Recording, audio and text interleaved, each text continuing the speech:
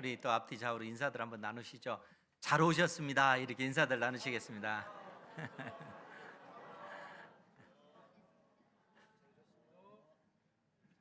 어제 그 남자 화장실에 보니까 세면대가 막혀 있는 거예요. 그래서 우리 관리위원회 카톡방에 남자 화장실 세면대가 막혔습니다. 라고 그렇게 카톡을 올려놨는데 나중에 보니까 또 다들 성도들 가고 나서 저녁 때 우리 김병철 집사님 와가지고 그걸 다 뚫어놓고 목사님 다 해놨습니다. 라고 얘기를 하세요. 그래서 하여튼 우리 관리위원회 집사님들 요즘 아주 막 열심히 특심이셔가지고 보니까 또 그 여름에 또 전기 용량을 또 우리가 한정돼 있는데 에어컨 때문에 많이 쓰잖아요.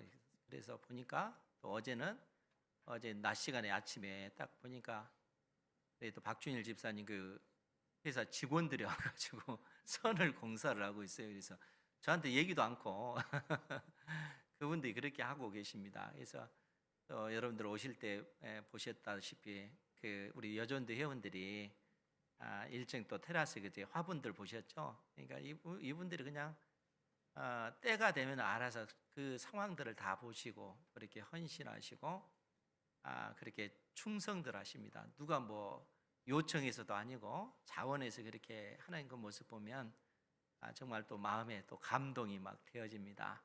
더더구나 요즘 교회 이제 이곳저곳 오래된 건물이다 보니까 수리도 하고 그러는데 몇몇 그 성도님들이 헌금을 그냥 몰래 가져오셔요. 자기 자신을 드러내지 않으려고 그렇게 해서 교회 수리하는데 그렇게 썼으면 좋겠습니다. 그래서 목적 헌금으로 그렇게 들으시는 분들이 있습니다. 그것 때문에 요즘 제가 우리 성도님들의 이 모양 저 모양으로 헌신하고 충성하신 그 모습 보면 그냥 제 마음이 너무너무 뿌듯하고 또 제가 은혜를 많이 받습니다. 그런 모습들을 보면 바울 사도가 고백했던 그 고백이 생각이 나는 거예요. 나의 나된 것은 하나님의 은혜라. 바울 사도가 자기 자신이 내가 나된 것은 하나님의 은혜입니다. 내가 모든 사도보다 더 많은 수고를 하였으나 내가 한 것이 아니요 나와 함께 하시는 하나님의 은혜입니다. 이렇게 고백을 해요. 그러니까 정말 바울 사도였던 그 삶의 모습을 보면 얼마나 열정적입니까? 자기의 생명을 걸고 그처럼 하나님 나라 복음을 위해서 헌신하고 또 충성하는데 그러한 그 모든 그러한 헌신을 다 하고 나서도 내가 한 것이 아닙니다. 내가 이러한 일을 할 수 있도록 나에게 베푸시는 하나님의 은혜입니다. 이렇게 고백하는 것이죠. 그러한 고백이 여러분들의 고백 되기를 주님의 이름으로 축복합니다. 우리가 살아가는 것 자체가 또 하나님의 그 은혜요. 하나님의 은혜는 사실 차별이 없습니다. 모든 사람들에게 베풀어 주신 하나님의 은혜는 차별 자체가 없다는 거예요. 우리가 이 땅에서 많은 어떤 명성이 있고 재물이 있다고 해서 하나님께서는 그 사람을 쓰시고 나에게 내가 가지고 있는 것이 얼마 없고 많은 지식이 없다 할지라도 없다고 해서 하나님께서는 그걸 안 쓰시고 그러는 법이 없어요. 하나님께서는 차별이 없이 모든 사람들이 하나님 앞에 구원 얻는 데 있어서 오직 믿음으로 우리를 의롭다 하시고 오직 믿음으로 우리를 하나님의 자녀 삼으시는 분이십니다. 인종적인 그런 차별도 없어요. 남녀의 차별도 없고 노소의 차별도 없습니다. 하나님께서는 오직 은혜로 우리를 구원하시고 오직 은혜로 하나님의 거룩한 자녀로 세워 나가신다는 거예요. 이 은혜 가운데 살아가는 여러분들 되시기 바랍니다.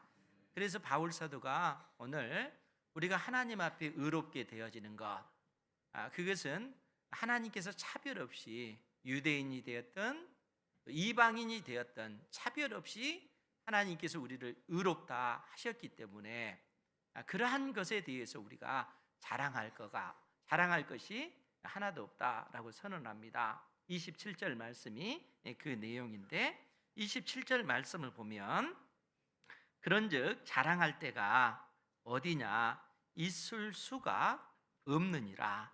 무슨 법으로냐 행위로냐 아니라 오직 믿음의 법으로니라. 우리가 하나님 앞에 자랑할 그러한 그 근거가 하나도 없다는 거예요. 자랑할 데가 어디냐 있을 수가 없다. 결코 있을 수가 없다는 거예요. 무슨 법으로냐 또 무슨 행위로냐 하나님 앞에서는 없다는 거예요. 그러니까 여러분 우리가 이 땅에서 아무리 선한 일을 많이 한다 할지라도 그 선한 그 행위가 하나님께서 요구하시는 그 의의 그 기준에 미칠 수가 없다는 거예요. 왜냐하면은 하나님의 그 율법은 온전히 하나로 되어 있기 때문에 그 율법 중 하나라도 어기면 온 율법을 다 어기는 것이 되기 때문에 그렇다는 거예요. 그래서 율법을 지켜서 의롭게 될 인생이 없다는 것입니다. 그래서 우리가 이 땅에서 선한 행위를 통해서 의롭게 될 수도 없고 하나님의 법을 온전히 지켜서 의롭게 될 인생이 없다는 것이죠. 그래서 모든 인생은 하나님의 진노의 심판 아래 있을 수밖에 없고 우리가 의롭게 될 수 있는 그 유일한 그 길은 오직 우리 주 예수 그리스도를 믿음으로 말미암아 의롭게 되어진다는 거예요. 그래서 바울 사도가 27절에서 다시 한번 보면 그런즉 자랑할 때가 있는 데가 어디냐 있을 수가 없느니라.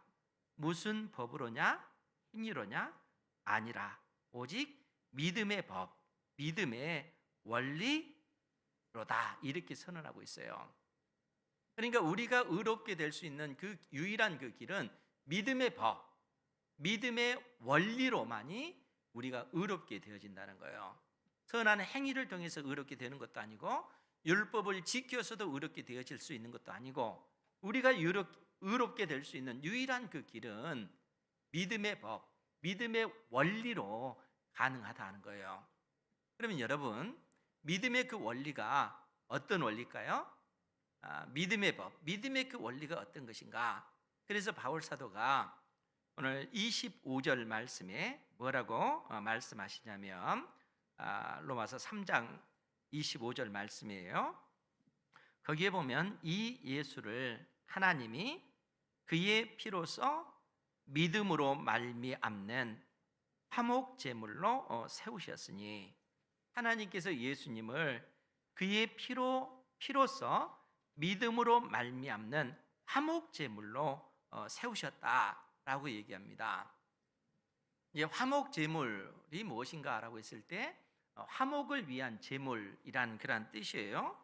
그런데 이 화목 제물의 그 헬라 그 단어가 일라스테리온이라고 하는 단어입니다. 그러니까 일라스테리온 이 단어가 무슨 뜻이냐면은 속죄소라는 뜻이에요. 그러니까 지금 이 구절대로 그 해석을 하자면은 이 예수를 하나님이 그의 피로써 믿음으로 말미암는 속죄소로 세우셨으니 그 뜻이라는 거예요. 그럼 이 말이 뭔 말일까?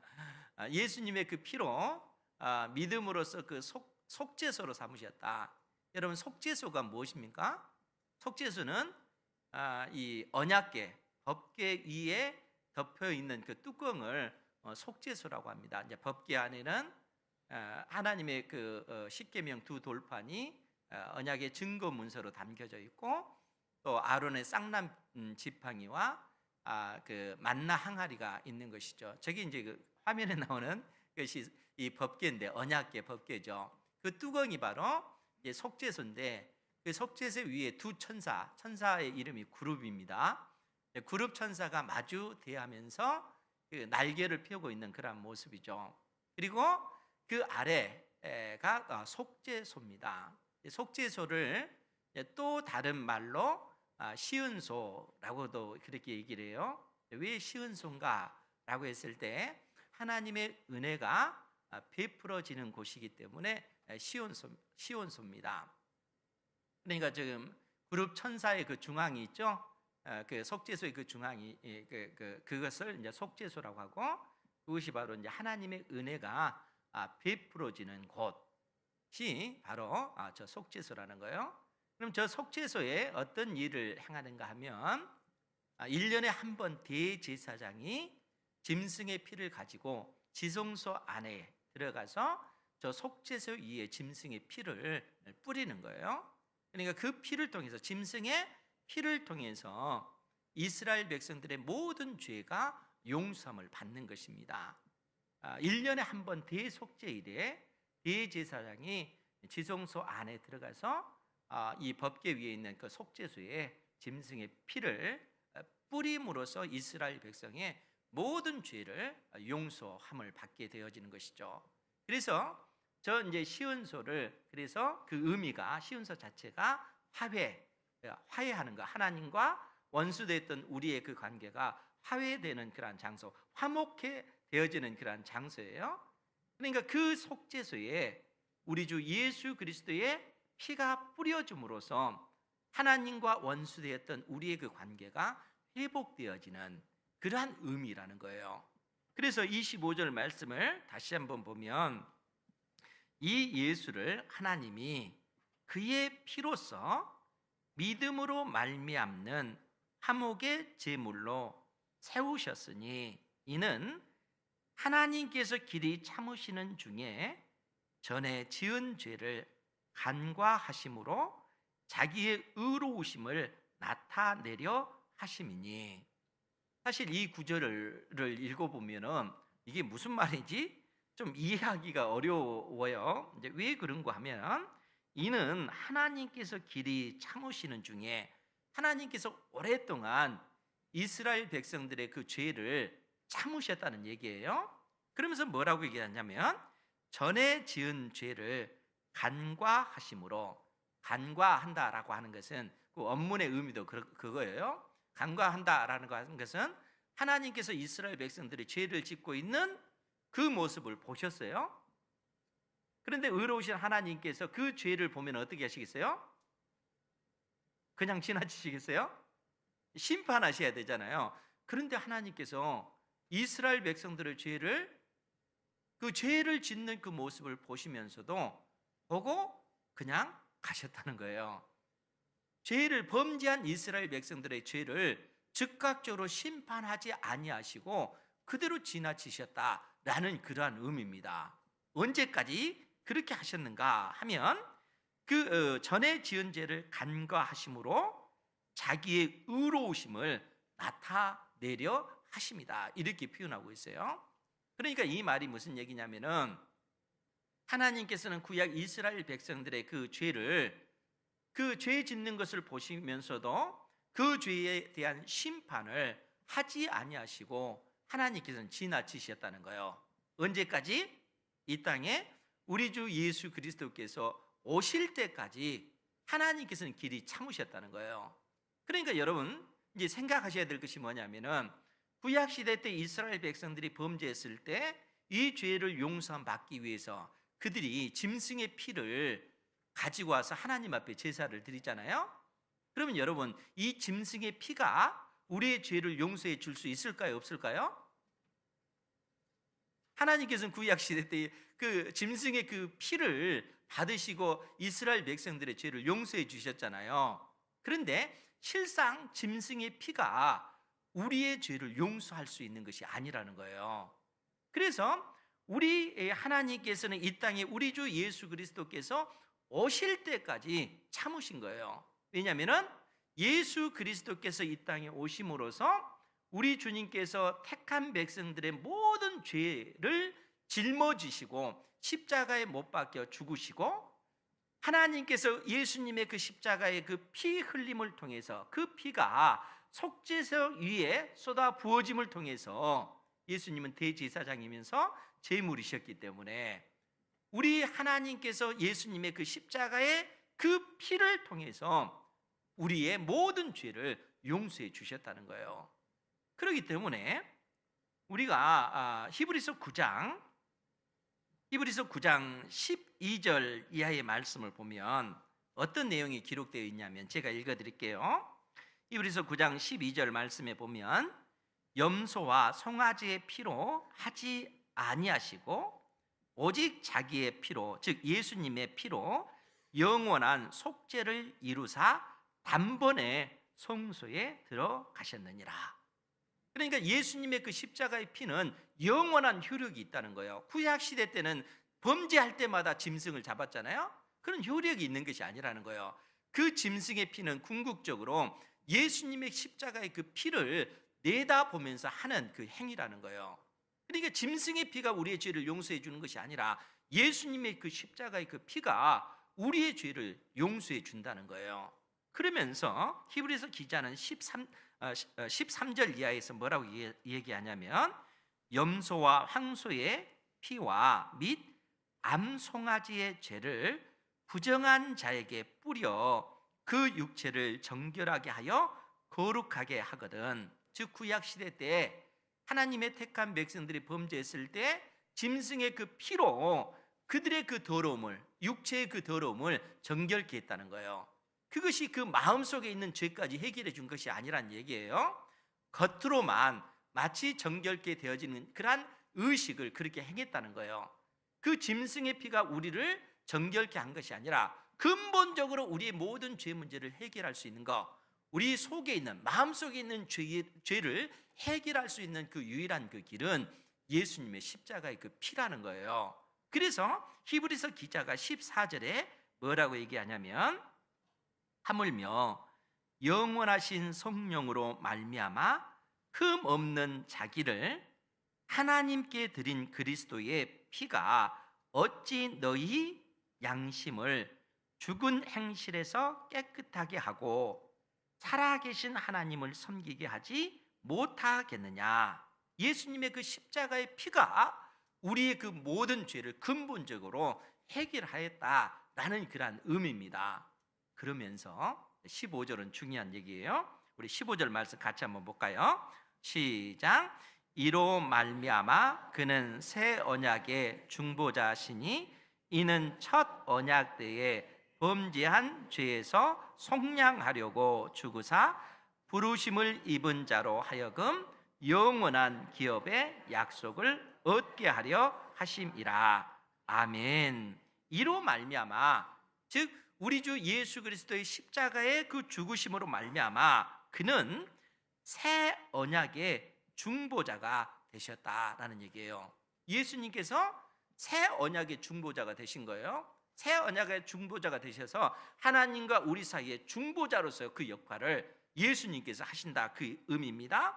그러면서 뭐라고 얘기하냐면은, 이는, 그 이유는 첫 언약 때에 범죄한 죄에서 속량하려고. 여러분, 첫 언약이 언제 맺어졌어요? 출애굽기 19장에 하나님과 이스라엘 사이에 맺은 시내산 언약을 통해서 처음 언약이 맺어진 거예요. 공적으로 하나님과 하나님의 백성 이스라엘 사이에 공적으로 맺은 언약을 첫 언약이다, 이렇게 얘기해요. 물론 그 이전에 아브라함과 맺은 언약도 있고 노아와도 맺은 언약이 있어요. 그런데 하나님의 그 언약, 하나님의 백성과 하나님과 공식적으로 체결한 그 언약은 시내산에서 맺은 언약입니다. 그래서 그것을 첫 언약이다, 이렇게 얘기하고 있고, 이 언약을 맺고 나서 그들에게 주신 언약법이 율법이라는 거예요. 그래서 율법 아래에 있는, 하나님께서 이 율법을 주시고 율법을 지켜 행하면 너희들에게 생명이 있으리라, 영원한 생명이 주실 것을 약속했어요. 그러나 성경이 궁극적으로 우리에게 가르쳐 주는 것이 뭡니까? 율법을 지켜 행하여 의롭게 될 인생은 아무도 없다는 거예요. 그러니까 모든 인생이 하나님의 진노의 심판 아래에 놓여 있을 수밖에 없는 것입니다. 지금 히브리서 기자가 그 사실을 얘기해 주고 있는 거예요. 그래서 이는 첫 언약 때에 범죄한 죄에서 속량하려고, 예수님의 십자가의 피로 속량하려고 주구사 부르심을 입은 자로 하여금 영원한 기업, 영원한 기업이 바로 하나님의 나라, 천국을 얘기하는 거예요. 하나님께서 우리에게 약속해 주신 그 천국, 하나님의 나라의 약속을 얻게 하려 하심이다, 이렇게 말씀해 주고 있다는 거예요. 그러니까 지금 우리 주 예수 그리스도의 십자가의 그 피가 예수 그리스도를 믿는 모든 자를 의롭게 할 뿐만 아니라 의롭게 되어지는 하나님의 자녀들에게 하나님께서는 하나님의 나라 천국을 상속받게 해 주신다라는 약속을 지금 해주고 있다는 거예요. 그렇기 때문에 오늘 그 로마서 3장으로 다시 돌아와서 25절에 있는 이 말씀의 그 의미를 이제 생각을 하셔야 되는데, 이는 하나님께서 길이 참으시는 중에 전에 지은 죄를 간과하심으로 자기의 의로우심을 나타내려 하심이니. 여러분, 하나님께서 자기의 의로움을 나타내시는데 그 의로움이 어떻게 나타나는 거예요? 구약시대 때 그 율법 아래에 있는 하나님의 백성의 그 죄를 하나님께서 못 본 채 하고 지금까지 지나치셨다는 거예요. 언제까지? 이 땅에 예수 그리스도께서 오실 때까지. 예수님께서 오시고 나서 하나님께서 예수님에게 택한 백성들의 모든 죄를 물으시는 거예요. 하나님은 의로우신 하나님이시잖아요. 누구는 봐주고 누구는 봐주지 않고 그런 분이 아니세요. 각 사람이 행한 대로 공평하게 심판하시는, 그래서 의로우신 하나님이신 겁니다. 그러니까 이스라엘 백성들이 범죄했을 때 그 죄를 용서해주면, 아무 대가 없이 용서해주면 의로우신 하나님이 아니에요. 그렇기 때문에 하나님께서는 오랫동안 그들의 그 죄를 묵인하시면서 기다리셨어요. 이 땅에 예수 그리스도께서 오심으로 인해서 십자가에 못 박혀 죽으실 때 하나님께서는 예수님의 그 십자가의 그 피가, 예수님의 그 피 흘리심이 택한 백성들의 모든 죄를 짊어지고 죽으신 그 죽음이라는 사실을 하나님께서는 선언하시는 거예요. 하나님께서 예수님에게 진노를 쏟아 부으셨어요. 우리가 받아야 할 모든 그 죄의 그 대가를 예수님께서 십자가에 못 박혀 죽으신 그 죽음을 통해서 하나님께서 친히 예수님을 저주하심으로써 자신의 의로움을 드러내신 거예요.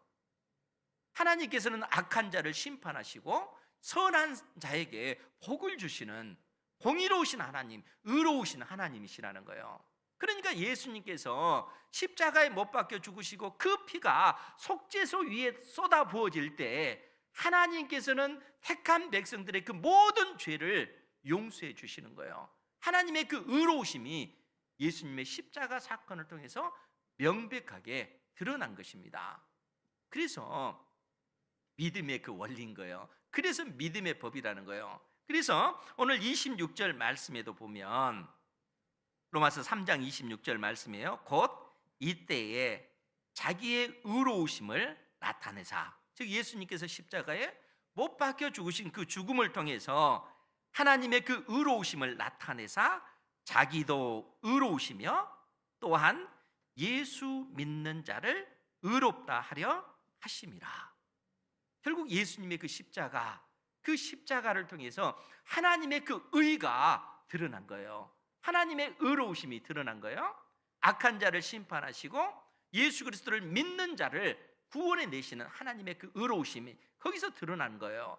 그래서 하나님 자신이 의로우시다 하는 사실을 명백하게 드러내실 뿐만 아니라 또한 예수 그리스도를 믿는 자들, 즉 예수님께서 나의 죄 때문에, 내 허물 때문에 내가 마땅히 십자가에 못 박혀 죽어야 되는데 나를 대신해서 나의 주님께서 십자가에 못 박혀 죽으셨습니다. 이 사실을 믿는 자에게 하나님께서는 의롭다 이렇게 선언해 주신 것입니다. 이 믿음 가운데 우리가 살아가는 줄 믿으시기 바랍니다. 그러니까 사랑하는 성도 여러분, 그런 은혜를 입은 우리가 자랑할 근거가 있을까요? 내가 의롭게 되어진 거, 내가 이 땅에서 많은 선을 행했기 때문에 그래, 내가 착한 일을 많이 했기 때문에, 내가 많은 학문이 있기 때문에, 많은 지식이 있기 때문에, 세상 사람들이 나를 존경하기 때문에 내가 의로워, 이렇게 얘기할 수 있겠어요? 그럴 인생이 없다는 거예요. 사람이 의롭게 될 수 있는 유일한 그 길은 예수님께서 내 죄 때문에 십자가에 못 박혀 죽으신 하나님의 아들이다 하는 사실을 믿음으로 말미암아 의롭게 되어지는 겁니다. 그러니까 자랑할 수 있는 인생이 한 사람도 없는 거예요. 그래서 오늘 본문 27절 말씀을 통해서 바울 사도가 그런즉 자랑할 때가 어디냐, 있을 수가 없느니라. 무슨 법으로냐, 행위로냐, 아니라 오직 믿음의 법으로니라. 믿음의 법, 믿음의 원리로 우리가 의롭게 되어진 거라는 거예요. 행함을 통해서 의롭게 될 수 없다는 거예요. 그래서 28절에도 같이 한번 보죠. 28절 시작. 그러므로 사람이 의롭다 하심을 얻는 것은 율법의 행위에 있지 않고 믿음으로 되는 줄 우리가 인정하노라. 아멘. 그래서 사람이 의롭게 되는 그 유일한 그 길은 행함에 있지 않다는 거예요. 오직 믿음으로 되어진다는 거예요.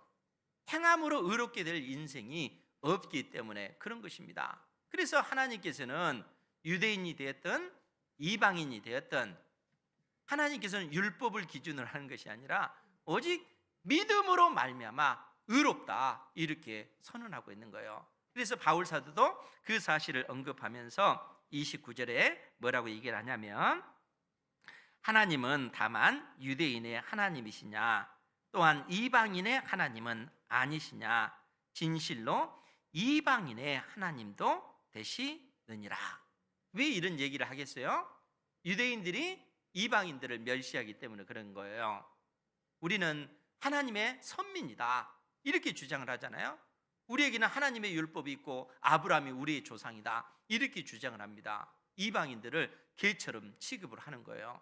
유대인들은 그렇게 여기는 겁니다. 이방인들을. 오늘 우리가 이방인이에요. 유대인 기준으로 놓고 보면. 그런데 바울 사도는 뭐라고 얘기하냐? 뭐라고 얘기를 합니까? 하나님은 다만 유대인의 하나님이시냐 또한 이방인의 하나님은 아니시냐 진실로 이방인의 하나님도 되신다라는 얘기예요. 즉 하나님은 차별하지 않는 하나님이시다는 거예요. 아니 하나님께서 처음부터 택한 백성들을 구원해 내실 때 믿음으로 오직 믿음으로 하나님의 자녀가 되는 그 법을 그 원리를 이미 믿음의 조상 아브라함에게 알려주셨다는 거예요. 그 내용을 우리가 갈라디아서 3장 8절을 통해서 잘 알 수가 있는데 거기에 보면 갈라디아서 3장 8절 말씀이에요. 또 하나님이 이방을 즉 이방 사람들을 믿음으로 말미암아 의로 정하실 것을 성경이 미리 알고 먼저 아브라함에게 복음을 전하되 모든 이방인이 너로 말미암아 복을 받으리라 하였느니라. 여러분 지금 모든 이방인이 너로 말미암아 복을 받으리라 이 말이 어디서 인용되어진 말씀이에요? 창세기 12장 3절에 있는 말씀이에요. 하나님께서 믿음의 조상 아브라함을 부르시고 그에게 복을 주시잖아요. 그에게 복음을 전해주셨다는 거예요. 지금 바울 사도의 표현대로 하자면 하나님께서 믿음의 조상 아브라함에게 복음을 전해줬는데 그 복음이 뭐냐면은 믿음으로 말미암아 의롭게 되는 복이라는 거예요. 그 복음이 그러면서 뭐라고 얘기했냐면은 모든 이방이 너로 말미암아 복을 받으리라. 창세기 12장 3절에서는 땅의 모든 족속이 너로 말미암아 복을 얻을 것이라 이렇게 표현이 됐어요. 땅의 모든 그 민족, 땅의 모든 족속, 땅의 모든 족속이 누굽니까? 땅에 있는 모든 이방인들을 다 가리키는 거예요. 그러니까 이미 하나님께서는 이스라엘 백성들에게 율법을 주기 전은 즉 시내산에서 언약을 맺기 무려 400여 년 전에 아브라함에게 믿음으로 말미암아 의롭게 되는 그 복을 주셨다는 거예요. 그러니까 사람이 의롭게 될 수 있는 그 길은 율법을 지키기 위해서 의롭게 될 수 없어요. 부패한 본성상 율법은 지키기 위해서 행할 수가 없습니다. 그러니까 애초에 하나님께서는 이방인들, 유대인이 됐든 이방인이 됐든 오직 믿음으로 말미암아 의롭게 되어질 것을 선을 놓고 계시다는 거예요. 그래서 30절 말씀도 로마서 3장 30절 말씀이에요. 이 부분도 같이 한번 보죠. 30절 시작. 할례자도 믿음으로 말미암아 또한 무할례자도 믿음으로 말미암아 의롭다 하실 하나님은 한 분이시니라. 아멘. 할례자도, 이 할례자는 유대인이잖아요. 이 할례자인 그 유대인도 믿음으로 말미암아 또한 무할례자인 이방인도 믿음으로 말미암아 의롭다 하실 하나님은 한 분이시니라. 하나님은 차별하시는 분이 아니시라는 거예요. 그러니까 유대인이 됐든 이방인이 됐든 오직 믿음으로 말미암아 의롭게 되어진다 하는 사실을 선언하고 있습니다. 그러면 여러분, 우리가 믿음으로 말미암아 의롭게 되어졌으면 그 다음에는 어떻게 살아야 되겠어요? 믿음으로 말미암아 의롭게 되어졌으니까 이제부터는 내가 하나님 앞에 구원받았으니까 아무렇게 살아도 되나 보다, 이렇게 생각하면 진짜 큰 착각이에요. 왜냐하면 믿음으로 말미암아 의롭게 된 사람들은 아무렇게 살면 안 돼요. 믿음으로 말미암아 구원받은 사람은 더더욱 하나님이 어떤 분이신지 성경을 통해서 알아가고 하나님의 뜻을 깨닫고 하나님의 그 법을 알고 그 뜻을 이루기 위해서 우리의 삶을 힘써서 살아가야 된다는 거예요. 그런데 예수님 믿고 구원받은 사람들 중에 나는 구원받았으니까 이제 아무렇게 살아도 돼, 이단자들 가운데 그런 가르침을 주는 사람들도 있고, 또 예수님을 믿는 사람들 가운데 잘못 이해를 해가지고 나는 이제 구원받았으니까 아무렇게 살아도 돼, 이렇게 생각하는 사람들이 있다는 거예요. 그래서 그런 사람들 때문에 바울 사도가 오늘 31절에서 뭐라고 얘기하냐면은, 그런즉 우리가 믿음으로 말미암아 율법을 파괴하느냐? 그럴 수 없느니라. 도리어 율법을 굳게 세우느니라. 우리가 믿음으로 말미암아 의롭게 되었기 때문에 이제는 율법을 지키지 않아도 된다, 이게 옳은 것이냐? 그럴 수가 없다는 거예요. 우리가 율법을 파괴할 수는 없다는 거예요. 오히려 우리의 그 믿음은 율법을 더더욱 굳게 세우는 그 역할을 한다는 거예요. 우리가 믿음으로 말미암아 의롭게 되어졌으면 그 다음에 어떻게 되겠어요? 더더욱 힘써 하나님의 법을 지키는 그러한 삶을 살아가야 된다는 거예요. 여러분, 우리가 예수님을 믿음으로 말미암아 하나님께서 우리를 의롭다 해주셨죠. 그리고 우리 안에 누가 계세요? 성령이 계세요. 예수님을 믿는 사람들은 그 즉시 하나님께서 의롭다 인정해 주시고 우리 마음속에 하나님의 성령이 임하시는 거예요.